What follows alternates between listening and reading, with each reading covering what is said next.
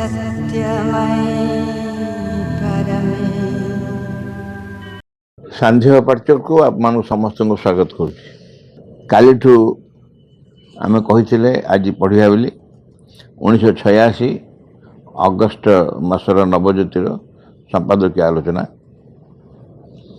विषय है समाधान पथ। समाधान पथ कौन लोड़ा जदि समस्या नथिबो समस्या तो मैंने अच्छी समस्या अच्छी बोली समाधान पथ खोजा होची। समस्या कौन जो समस्या पे स्वाभाविक भाव में साधारण भाव में समाधान पथ मिलेनी से भाया किसी गोटे समस्या जो समाधान पथ विषय आम स्वतंत्र आलोचना करिया।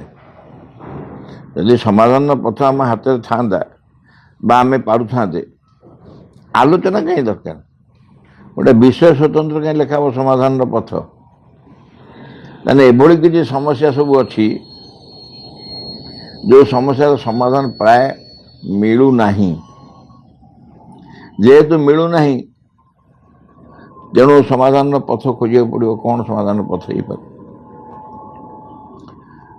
मुझे आपको आगुरी केथर कही आज भी कहूँ ये प्रत्येक संपादकीय आलोचना हो संपादकीय जहाँ एथे बेस किसी विषय बराबर बराबर रिपीट हो पुनरावृत्ति हवा पछरे कारण हूँ आपण श्री अरविंदर जेकोसी साहित्य आलोचना करूँ जेकोसी दर्शन आलोचना करूँ तार मूल मंत्र निश्चय गोटाए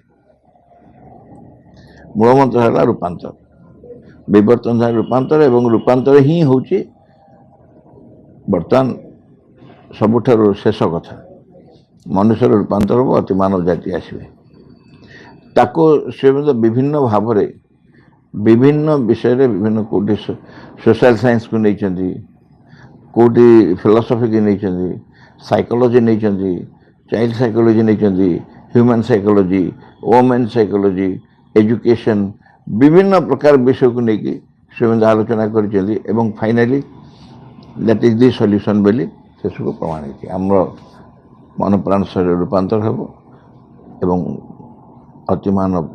अतिमानव जाति व अतिमानव गोष्ठी पृथ्वी सृष्टि हो अतिमान शक्तिर प्रभाव फल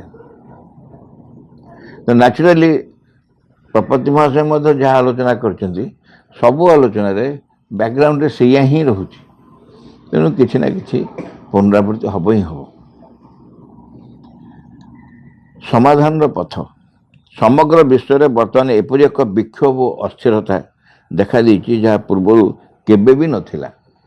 ये झाड़ी आम पढ़ीचु आगु ये झाड़ी मान ए विषय आगु समग्र विश्व में बर्तमान एपरी एक विक्षोभ और अस्थिरता देखा देती जहाँ पूर्व केबे भी नथिला।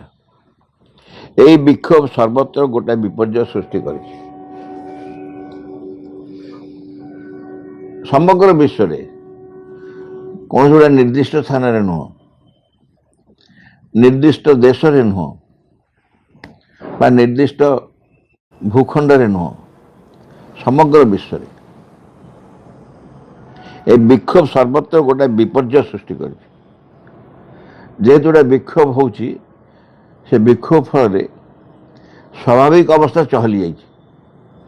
विपर्य माने कौन स्वाभाविक अवस्था मनुष्य अनेक दिन जो प्रकार जीवन बंची बंची आसला हठात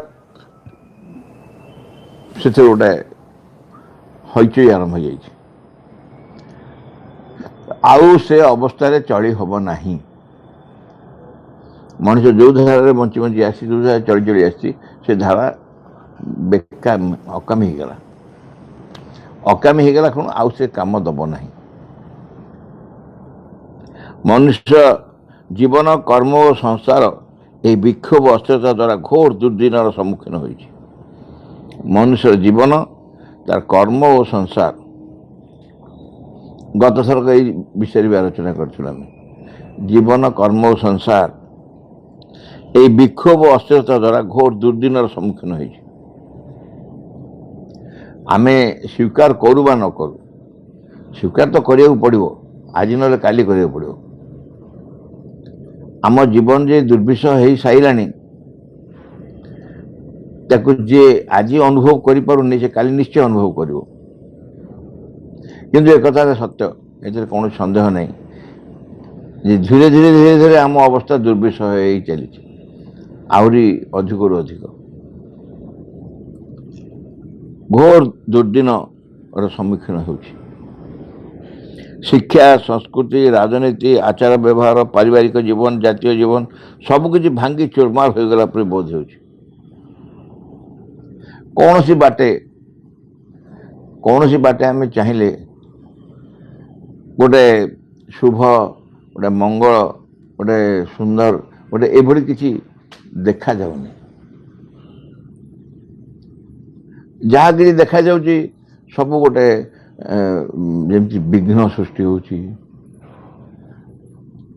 कौन सी गोटे पॉजिटिव जिनस आखि आगे आसुनी सब प्रकार विघ्न सब किसी भांगी चूरमार हो जाऊँ आम जो सब जिनस धरी गर्व करूँ धरतु मोटा शिक्षागत योग्यता मु अति शिक्षित एवं बहुत भल क्षमता संपन्न एक दायित्व अच्छी सरकार हठात देखा विजिलेंस लगी सारे मु आरेस्ट जेल को पलैली बहुत बड़ क्षमता संपन्न व्यक्ति मुझे मोर बहुत किसी सम्मान थिला संसार लोक मैंने बहुत भल पाते संसार सम्मान करते भक्ति करते सब कर हठात देखा विजिलेंस वाला आसिले मत आय बहिर्भूत संपत्ति कहले किंबा काठारू लांच नौथुआ देखिले मु नहीं कि आसिले केबेठू लांच केबेठू नहीं कि मोर अभ्यास पड़ जाइए मत खराब लगुन हठात गोटे पड़ा कषिकी माड मो मुंडे मु लक्ष लक्ष टका नहीं धरा पड़नी 500 टका नहीं धरा पड़े से गला जेल चाकरी गला सब आप गोटे व्यक्तिर सीना गोटे व्यक्तिर नुह गोटे व्यक्तिर सीना यहीपरी अन्य सबू व्यक्ति समस्ते समस्ते निज निज धारा निज निज बाटे भिन्न भिन्न प्रकार आघातर शिकार होते मानसिक आघात मनस्तात्विक आघात शारीरिक आघात तो रोग आसुच्ची बहुत गोटे सन्देह नहीं प्राणिक इमोशनल आघात बहुत ए सबू आम सही सही आसलु देखा से भयंकर भयंकर हो चलती आस्ते आस्ते मनीष निज जीवन और कर्म को मध्य निज कर्तृत्व द्वारा आयत्ताधीन कर निज कर्म को मध्य निज आयत्त कर एभली गोटे समय आसी मनीष निज जीवन को जो धारा चाहूँगी से धारा बंची पारुनी निज कर्म को मध्य निज आयत्त रखिपार जीवन को भी कर्म को भी निज आयत्त रखिपार मु चाहूँगी सब खुशी रही जहाँ जहाँ घटुची से संपृक्त न होगी जहाँ जहाँ सब मत विचलित कर संपृक्त न हो मु संपूर्ण निरासक्त भाव रहा चाहूँगी हो पारुनी कुआड़े आसक्त हो जाऊँ पुणी से मैंने पशि आस मो भर पशि आस मत पुणी मोर जावतीय प्रकार सामर्थ्य थिला निजको निज आयत्त सब रखापी आयत्त बाहर को सब चली जाऊँ आयत्त बाहर धरा जो गोटे उदाहरण नवा मु सब बड़े शांत रहा उद्यम कर शांत रहा उद्यम कले कौन हम ना कौन कथा विरक्त हवा रागिबा क्रोध आचरण करवा यू मु आयत्त रखी चेष्टा कर आयत्त रखिपुँ किंतु थो हठात गोटे कौन घटुची मु पुणी क्रोधित हो जाऊँ पुणी रागि जाऊँ पुणी मो सब जहाँ जहाँ चेष्टा कर भांगी जाऊँ कर्म सेमती कर्म यही कर्म करी ना सिद्धांत करी पुणी से मो आयत्त बाहर चली जाऊँ पुणी से कर्म करुँच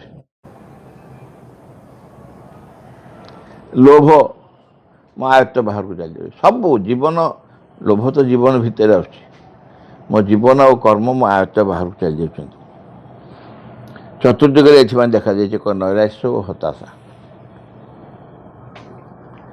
समग्र पृथ्वी रे सबु जगार गोटे नैराश्य हताशा कहीं क्या देखिकी आउ हसु नाहांती हस वर्तमान कॉस्टलीएस्ट सबुठ मूल्यवान वस्तु आपण उदाहरण देखिए उदाहरण देखंतु सकाळ रास्ता जाउछंती जड़े बंधु आप सियाड़ू आसुवे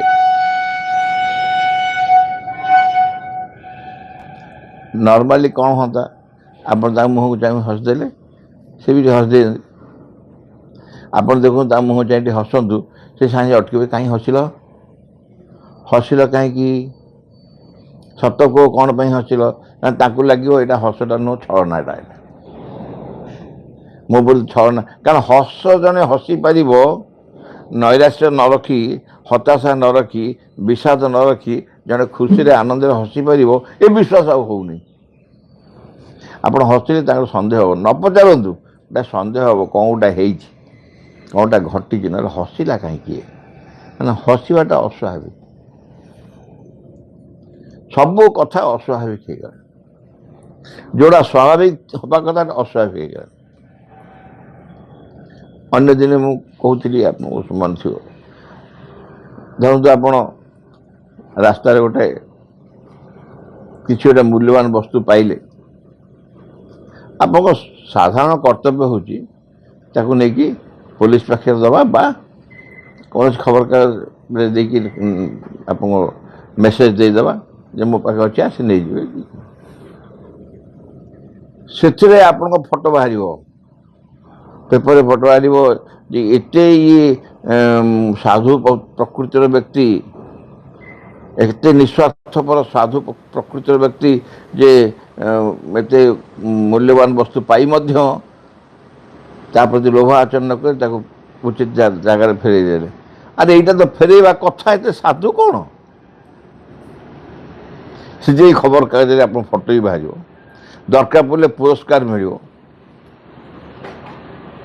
पुरस्कार भी मिल कारण मूल्यवान वस्तु पाइक निजे आत्मसात करना कौटा स्वाभाविक आत्मसात करदेवाटा स्वाभाविक यदि पाइक तुम आत्मसात कर दे था स्वाभाविक जेहेतु आत्मसात न करी फेरईदेल से अस्वाभाविक होगा ये राज्य बा ये देश ये समय परिवेश सब या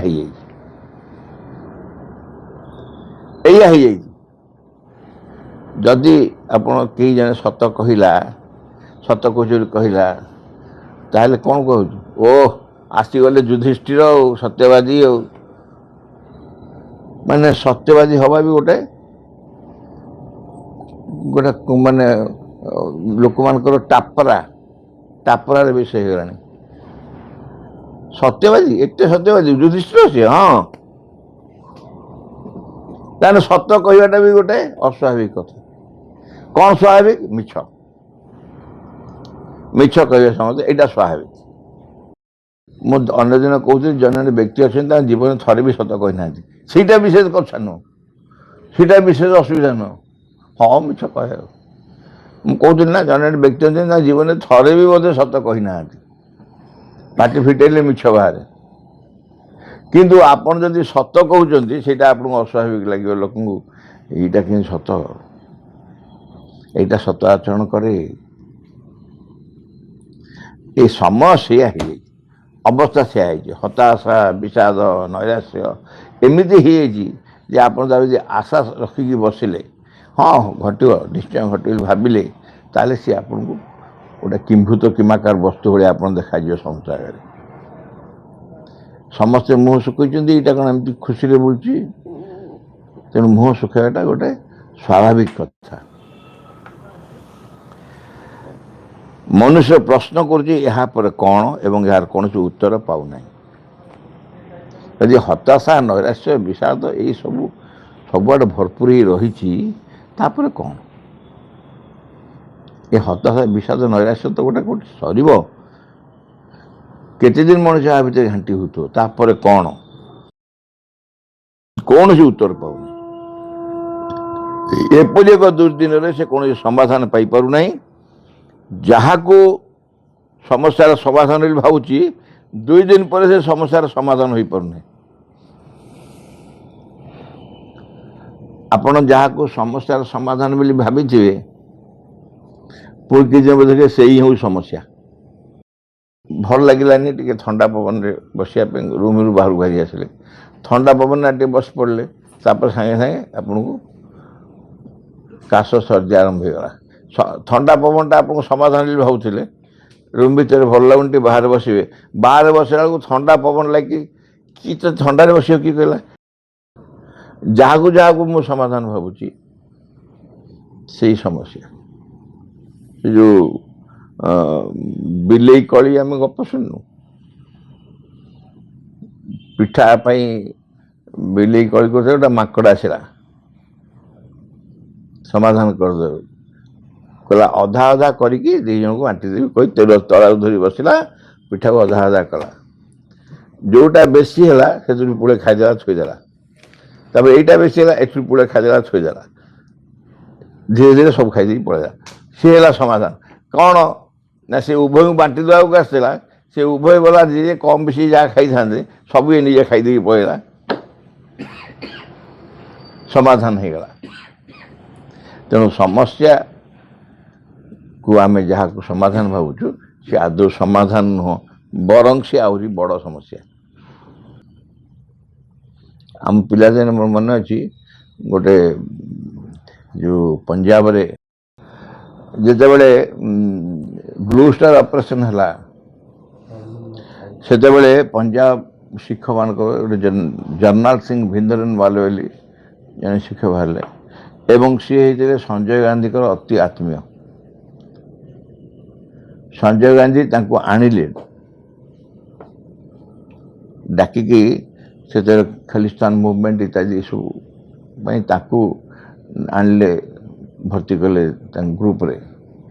ଏବଂ ଶେଷକୁ ଏପରି ହେଲା ଯେ ସବୁ ଶିକ୍ଷକମାନଙ୍କୁ ମତେଇକି ସେ ହିଁ ଖଲିସ୍ତାନ ପାଇଁ ଡିମାଣ୍ଡ କଲେ, ଏବଂ ଭୟଙ୍କର ଭାବରେ ଉତ୍ପାତ ହେଲେ। ଏତେ ଉତ୍ପାତ ହେଲେ ଯେ ଇନ୍ଦିରା ଗାନ୍ଧୀ ବାଧ୍ୟ ହୋଇ ବ୍ଲୁ ଷ୍ଟାର ଅପରେସନ୍ କଲେ, ଏବଂ ଅମୃତସର ଯେଉଁ ଗୋଲ୍ଡେନ ଟେମ୍ପୁଲରେ ଗୁଳି ମାଡ଼ ହେଲା, ତା ଭିତରେ ଭିନ୍ଦରନୱାଲେ ମରିଲେ, ଗୁଳିରେ ମରିଗଲେ। ତାପରେ ବେଅନ୍ତ ସିଂ, ସତବନ୍ତ ସିଂ ଆମେ ଜାଣିଛୁ, ଯେଉଁମାନେ ଇନ୍ଦିରା ଗାନ୍ଧୀଙ୍କ ନିଜର ବଡ଼ିଗାର୍ଡ଼ ଥିଲେ, ସେମାନେ ଇନ୍ଦିରା ଗାନ୍ଧୀଙ୍କୁ ମାରିଲେ। ଏସବୁ ସମାଧାନ ପାଇଁ ଆଣିଥିଲେ ତାଙ୍କୁ, ସିଏ ହେଇଗଲେ ସମସ୍ୟା। ଭିନ୍ଦରନୱାଲେ ମହା ବିପଜ୍ଜନକ ଥିଲେ ସେ, କିନ୍ତୁ ତାଙ୍କୁ ଇନଭାଇଟ୍ କରିଥିଲେ ସଞ୍ଜୟ ଗାନ୍ଧୀ, ଆଣିଥିଲେ, ସମାଧାନ କରିଦେବେ। ବହୁ ଜାଗାରେ ସେଇଆ ହେଇଛି। ଯେଉଁ ବାଡ଼ ତମେ ପୋତିବ ସେଇ ବାଡ଼ ଜମିକି ଖାଇବ, ବାଡ଼ ବଢ଼ି ବଢ଼ି ଜମି ଖାଇଯିବ। ତେଣୁ ସେ ସମାଧାନ ନୁହଁ। ଯାହାକୁ ସମସ୍ୟାର ସମାଧାନ ବୋଲି ଭାବୁଛି, 2 ଦିନ ପରେ ସେ ସମସ୍ୟାର ସମାଧାନ ହୋଇପାରୁନି। କ'ଣ ପାଇଁ ନା ଏଇଟା ଗୋଟେ ଯୁଗ ସନ୍ଧି। ଯୁଗ ସନ୍ଧି, ଯୁଗ ସନ୍ଧି ମାନେ 2ଟା ଯୁଗର ମଝି, ଗୋଟେ ଯୁଗ ସରୁଛି ଆଉ ଗୋଟେ ଯୁଗ ଆରମ୍ଭ ହେଉଛି, ଏଇଟା ସନ୍ଧି, ସନ୍ଧିକ୍ଷଣ। ସ୍ୱତଃ ମନରେ ପ୍ରଶ୍ନ ହେବ, ଏପରି ଘଟୁଛି କାହିଁକି? ମନୁଷ୍ୟ ଜାତି କ'ଣ ଲୋପ ପାଇଯିବ? ମନୁଷ୍ୟ ଏଇଭଳି କ'ଣ ଶେଷ ହେଇଯିବ କି?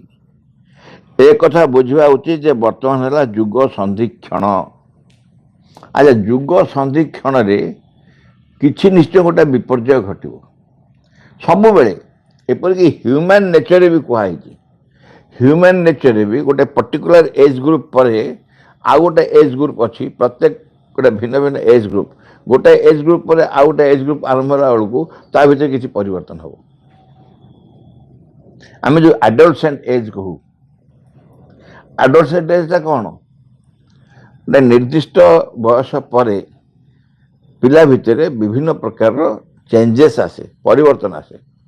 ଏପରି ତା ଭଏସ୍ ବି ପରିବର୍ତ୍ତନ ହୁଏ, ତାର ଫିଜିକାଲ ଆବିଲିଟି ସବୁ, ତାର ଶାରୀରିକ परिवर्तन सब आसे हुए से शारीरिक परिवर्तन तो हुए समझ जानती ता सांगे सांगे ता वॉइस चेंज हो जाए एटीट्यूड चेंज हो जाए भितर गोटे इंडिपेंडेंट फ्रीडम रो इच्छा हुए आकट कले अभियोग करे पिला को जब तुम आकट कर कह गोटे पर्टिकुलर एज पर से तापरे रिएक्ट करिवो जदि मुहर न कहि परिवो भितर रिएक्ट करिवो सेइतपई तो चाणक्य लिखिथिले प्राप्ते तु 16 वर्षे पुत्रं मित्रं विवाचरेत्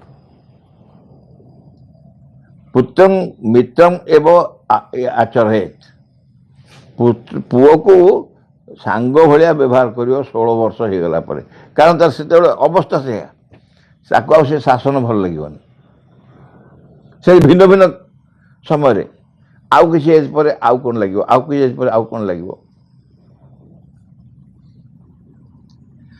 ये हूँ मनुष्य जीवन गोटे गोटे समय संधि युग संधि समग्र विश्वर गोटे जुगर संधि गोटे युग शेष हो गोटे युग आरंभ हो युग संधिक्षण पुरातन समस्त नीति नियम और श्रृंखला भांगी जाइए एत थर आलोचना है आलोचना दरकार नहीं कौन सी नीति नियम श्रृंखला नहीं जो पुरातन धारा सब भांगी गलानी सब भांगलानी आउ नहीं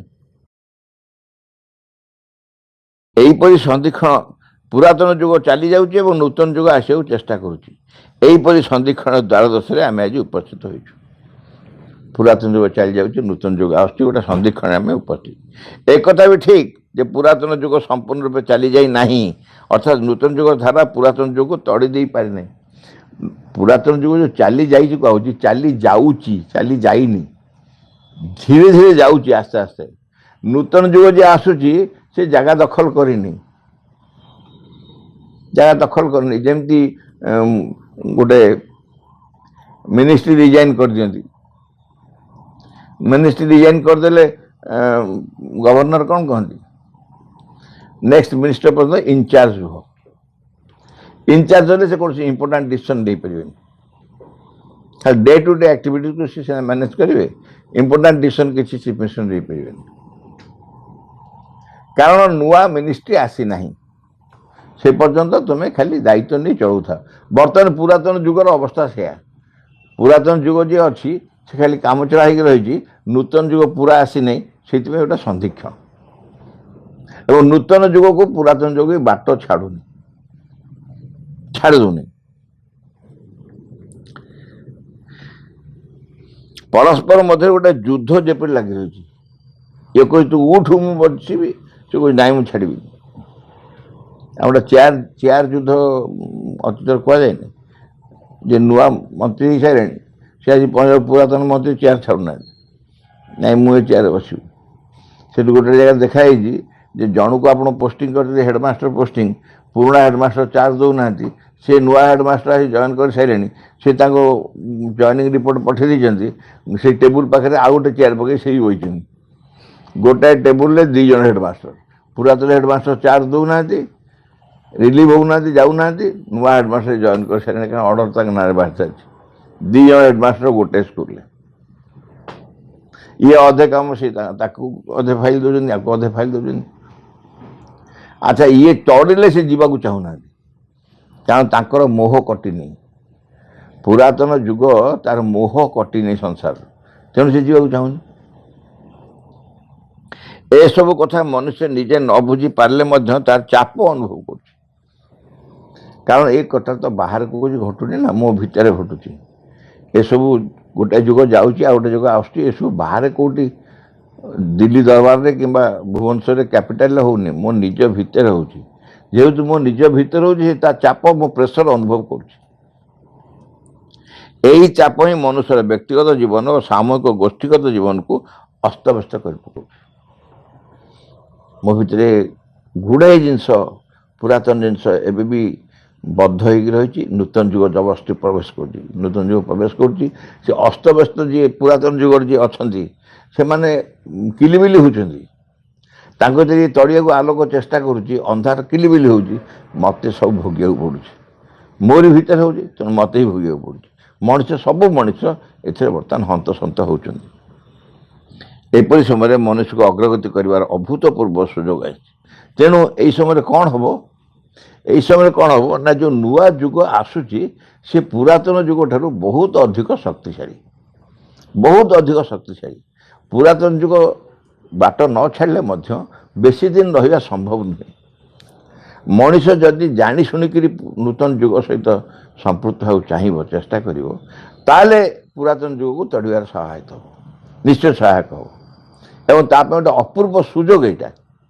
ଏଇ ସୁଯୋଗ ତାକୁ ଆଗରୁ ଆସିନଥିଲା, ଅପୂର୍ବ ସୁଯୋଗ ବର୍ତ୍ତମାନ ଆସିଛି।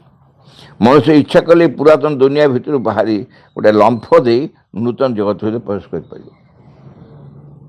ସେ ତାର ଥାଉ, ତମେ ବାହାରି ପଳେଇ ଆସିବ।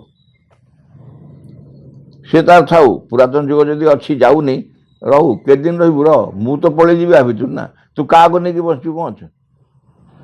ମୁଁ ଯଦି ସେ ଯୁଗରୁ ନିଜେ ଖସି ପଳେଇ ଆସିପାରିବି ତାହେଲେ ସେ ବଳେ ଚାଲିଯିବ। ସେ ମୋତେ ନେଇକି ନାଚୁଛି ନା, ମୋତେ ନେଇକି ସେ ନାଚୁଛି ପୁରାତନ ଯୁଗ। ଏଇ ଅହଙ୍କାର, ଈର୍ଷା, ଅସୂୟା, ଅହଙ୍କାର, ସ୍ୱାର୍ଥ, ଏ ସମସ୍ତେ ମୋତେ ହିଁ ନେଇ ଖେଳୁଛନ୍ତି।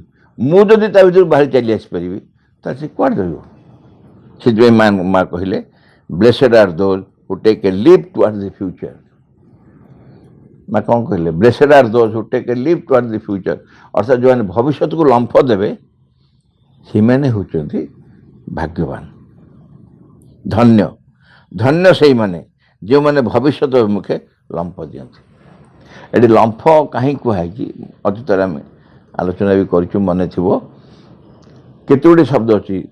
ବ୍ଲେସେଡ୍ are those who walk toward the future, who run toward the future, who jump toward the future.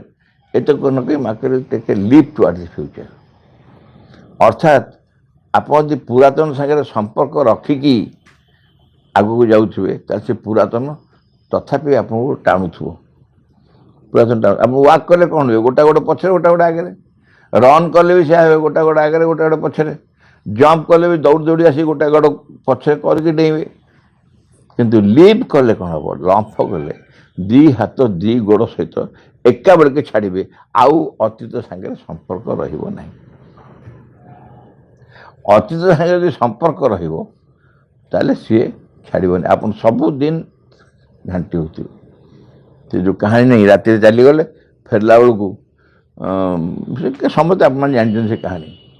ସେମାନେ ନିଶା ଖାଇବାକୁ ରାତିରେ ଯାଆନ୍ତି, ସମସ୍ତେ ଘରେ ଶୋଇପଡ଼ିଲା ପରେ ଯାଆନ୍ତି, ନଈ ପାରି ହେଇ ସେପଟେ ଯାଆନ୍ତି, ନିଶା ଖାଆନ୍ତି, ପୁଣି ରାତାରାତି ପଳେଇ ଆସନ୍ତି, ଆସିକି ପୁଣି ନିଜ ଜାଗା ଶୋଇପଡ଼ିଥାନ୍ତି, ଘରେ କେହି ଜାଣନ୍ତିନି। ସେଦିନ କ'ଣ କରୁଛନ୍ତି? ଯାଇଛନ୍ତି ସେପଟ ନଈ ଆରପଟକୁ ଯାଇଛନ୍ତି, ନିଶା ଖାଇ ସାରିକି ଫେରିକି ରାତି ଆଉ କାତ ମାରୁଛନ୍ତି। ଆଉ ଦେଖିଲା ବେଳକୁ ଘର ହେଉନି। ଘର କାହିଁ ହେଉନି ଦେଖିଲା ବେଳକୁ କ'ଣ ହେଇଛି ନା କାତ ସେ ଯେଉଁ ଦୌଡ଼ା ଫିଟେଇ ନାହାନ୍ତି। ଯେଉଁ ବନ୍ଧା ହେଇଥିଲା ଡଙ୍ଗା, ସେ ଦୌଡ଼ି ସେମିତି ବନ୍ଧା ହେଇକି ରହିଛି, ଏ ରାତି ଯାକ କାତ ମାରୁଛନ୍ତି। ଅର୍ଥାତ୍ ଅତୀତ ସାଙ୍ଗରେ ଯୁକ୍ତ ହେଇ ରହିକି ଯେତେ ଚେଷ୍ଟା କଲି ଭବିଷ୍ୟତ ଯିବ କେମିତି? ସକାଳ ହେଇଗଲା ପଛେ ସେ ଆସିପାରୁନାହାନ୍ତି, ସେଇଠି ପଡ଼ିଛନ୍ତି, ସେଇଠି ରହିଛନ୍ତି। ସେମିତି ଆମେ ଯଦି ଆମ ଅତୀତ ସହିତ ବାନ୍ଧି ରହିବାକୁ ଚାହୁଁଛୁ, ଅତୀତରୁ ବାହାରି ଆସିବାକୁ ଚାହୁଁନାହୁଁ, ତାହେଲେ ଭବିଷ୍ୟତ ଯେତେ ମାଡ଼ିକି ଆସିଲେ ବି, ଯେତେ ଆମକୁ ଟାଣିଲେ ବି ଆମେ ସହଯୋଗ କରିପାରିବୁନି। ତେଣୁ ଅତୀତରୁ ମୁକ୍ତ ହେବାକୁ ପଡ଼ିବ। ସେଇଥିପାଇଁ କହୁଛି take a leap toward the future. ଭବିଷ୍ୟତ ପାଇଁ ଲମ୍ଫ ଦିଅ, ଦୁଇ ହାତ ଦୁଇ ଗୋଡ଼। ସେପଟେ କ'ଣ ଅଛି ନା ଯାହା ଥାଉ, ସେ ଭବିଷ୍ୟତରେ କ'ଣ ଅଛି ଜାଣିଛ? ଡେଇଁ ପଡ଼ୁଛ କ'ଣ ପାଇଁ ନା ଯାହା ଥାଉ, ଯାହା ବି ଥାଉ ଅତୀତ ଠାରୁ ନିଶ୍ଚୟ ଉନ୍ନତ ଥିବ। ସେଥିପାଇଁ ମୁଁ ଲମ୍ଫ ଦେଲି, ସେଥିପାଇଁ ମୁଁ ଧନ୍ୟ। ଶ୍ରୀ ଅରବିନ୍ଦ ଦୀର୍ଘକାଳ ଧରି ତପସ୍ୟା କରି ଊର୍ଦ୍ଧ୍ୱ ଲୋକରୁ ସେହି ଦିବ୍ୟ ଅତିମାନ ଶକ୍ତିକୁ ଅବତରଣ କରାଇଛନ୍ତି। ସେ ଭବିଷ୍ୟତକୁ ହେଉଛି ଅତିମାନ ଶକ୍ତିର ଯେଉଁ ରାଜ୍ୟ, ନୂତନ ରାଜ୍ୟ। ଅତିମାନ ଶକ୍ତି ଅଲରେଡ଼ି ଆସିସାରିଛି, କାମ ଚାଲିଛି, ବଳ କ୍ରିୟା କରୁଛି। ମୁଁ ଯେଉଁ ଲମ୍ଫ ଦେବି ସେଇଠିକି, ଅତିମାନ ଶକ୍ତି ଯେଉଁ ରାଜ୍ୟ କାର୍ଯ୍ୟ କରି ଚାଲିଛି ସେଇଠିକି ମୁଁ ଲମ୍ଫ ଦେବି। ବର୍ତ୍ତମାନ ପୃଥିବୀ ବାତାବରଣ ମଧ୍ୟରେ ଏହି ଶକ୍ତି କ୍ରିୟାଶୀଳ। ପୃଥିବୀର ବାତାବରଣରେ ଶକ୍ତି କ୍ରିୟାଶୀଳ। ଏହି ଶକ୍ତି ପାଖରେ ନିଜକୁ ଖୋଲି ଧରିବା ଦ୍ୱାରା ହିଁ ପ୍ରତ୍ୟେକ ସମସ୍ୟାର ସମାଧାନ ଦେଖାଦେବ। ସିଏ ସଲ୍ୟୁସନ୍ ନେଇକି ଆସିଛି। ଅତୀତ ଖାଲି ସମସ୍ୟା, ପ୍ରୋବ୍ଲେମ୍ସ କ୍ରିଏଟ୍ କରି ଚାଲିଛି। ଅତୀତ ସଲ୍ୟୁସନ୍ ଧରିକି ଆସିଛି ଅତିମାନ ଶକ୍ତି। ଯଦି ଆମର ସମାଧାନ ଦରକାର ଅତିମାନ ଶକ୍ତିକୁ ହିଁ ଆମ ଆଶ୍ରିତ ହେବାକୁ ପଡ଼ିବ। ଆଜି ସେତିକି ରହୁ, ଆମେ କାଲି ଆଉ ଗୋଟେ ପଢ଼ିବା, ଆଉ ଗୋଟେ ନୁହେଁ ଆର ସେକେଣ୍ଡ ପାର୍ଟଟା ପଢ଼ିବା କାଲି।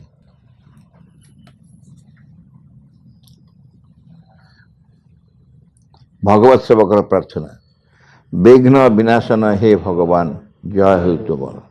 ଆମମାନଙ୍କ ଅନ୍ତରେ କିଛି ହେଲେ ଯେପରି ତୁମ କାର୍ଯ୍ୟରେ ଆଉ ବିଘ୍ନ ନ ଘଟାଏ, କିଛି ହେଲେ ଯେପରି ତୁମର ଆବିର୍ଭାବରେ ବିଳମ୍ବ ନ ଘଟାଏ। ସକଳ ବିଷୟରେ ସକଳ ମୁହୂର୍ତ୍ତରେ ପୂର୍ଣ୍ଣ ହେଉ ତୁମର ଇଚ୍ଛା। ତୁମ ସମ୍ମୁଖରେ ଛିଡ଼ା ହେଇଛୁ ଆମମାନେ। ତୁମର ଇଚ୍ଛା ହିଁ ଆମମାନଙ୍କ ମଧ୍ୟରେ, ଆମମାନଙ୍କ ସତ୍ତାର ପ୍ରତ୍ୟେକ ଅଙ୍ଗରେ, ପ୍ରତ୍ୟେକ କର୍ମରେ, ଉଚ୍ଚତମ ଚୂଡ଼ାରୁ ତୁଚ୍ଛତମ ପ୍ରତ୍ୟେକଟି କୋଷରେ ପୂର୍ଣ୍ଣ ହେଉ। ତୁମଠାରେ ଆମମାନଙ୍କର ନିଷ୍ଠା ହୁଏ ଯେପରି ସର୍ବାଙ୍ଗୀନ ଚିରନ୍ତନ। ଆମମାନେ ଅନ୍ୟ ସବୁକିଛି ପରିହାର କରି ଚାହୁଁ ସମ୍ପୂର୍ଣ୍ଣ ରୂପେ ତୁମ ପ୍ରଭାବର ଅଧୀନରେ ରହିବ। ଆମମାନେ କେବେ ଯେପରି ନ ଭୁଲୁ ତୁମ ନିକଟରେ ଗଭୀର ଭାବରେ ନିବିଡ଼ ଭାବରେ କୃତଜ୍ଞ ହୋଇ ରହିବ।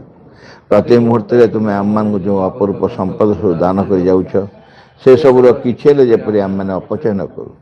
ଆମମାନଙ୍କର ପ୍ରତ୍ୟେକ ଅଙ୍ଗ ଯେପରି ତୁମ କାର୍ଯ୍ୟରେ ସହଚର ହୁଏ, ସେସବୁ ପ୍ରସ୍ତୁତ ଛୁଟୁଛନ୍ତି ତୁମର ସିଦ୍ଧି ସକାଶେ।